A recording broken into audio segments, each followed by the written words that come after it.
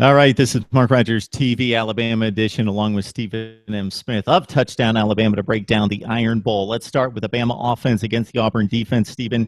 And this Auburn defense, I would classify in the ranks of the LSU variety. And we know that the Tigers in Baton Rouge, far, not even close, gave Alabama its toughest test offensively of the entire season, as the Tide couldn't get on the score 10 minutes, 12 minutes left in the game in Baton Rouge. With that defensive front that Auburn brings, I think that's their biggest and best chance to maybe make some inroads in terms of the talent discrepancy. And if you break down the units, that's the one unit on the field, despite Alabama's excellent offensive line. I think that Auburn defensive front has a chance to make some big plays and really dictate the tempo of the game and the way the game's going to be played. So if you could kind of take it from there and set up the Alabama offense against the Auburn defense for us.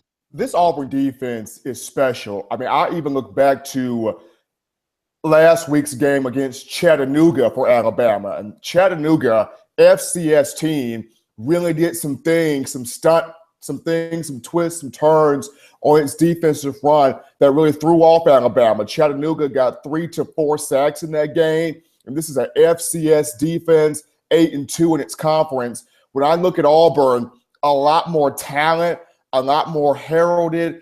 And when you finally have Carl Lawson back healthy, it makes a huge deal. Leading the team in sacks, leading the team in tackles for loss. But it's not just him. You have two big boys, Dontavius Russell, a sophomore, Montravius Adams, a senior.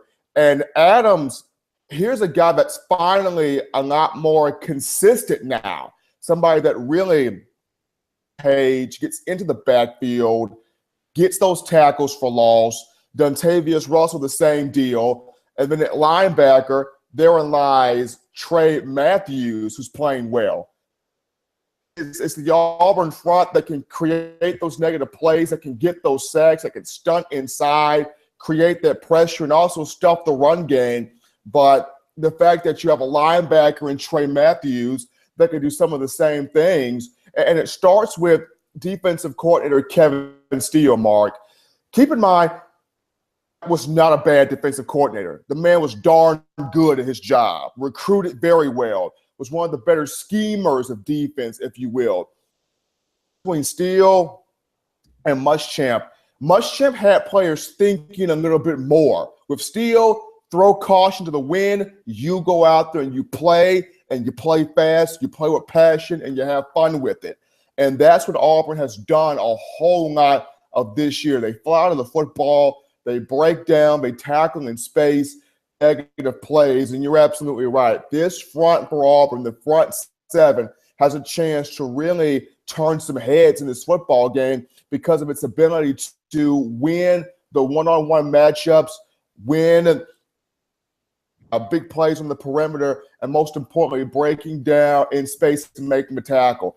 This game comes down to Alabama's offensive tackles. Cam Robinson, guys can neutralize the pass rush. I understand a lot goes on the interior guys, Rosh Pierschbaker, Bradley Bozeman, of course, that rotating door at right guard, which will be played by Corin Curvin this week. But Jonah Williams, Cam Robinson, your two offensive tackles, your two anchors on the outside, they have got to neutralize Carl Lawson and keep this front at bay. If they can't keep this front at bay, Mark, you could see some turnovers created. I'm going to take us all the way back to media days in July. Gus Malzahn hit the podium, and when asked about Carl Lawson and the loss of Lawson for all of 2014, most of 15, he said, we're just a different team. We didn't know how to play. We didn't know how to play defense because the offenses schemed so much for Carl Lawson that it freed so many other players up that once he went out, we just didn't know what to do. 13 tackles for loss and 9.5 sacks at this point for Carl Lawson. We saw what he did along with Dee Ford in his freshman year and leading Auburn to an SEC championship, and then he's just not been on the field much the last 2 years until 2016, and it's made a huge difference.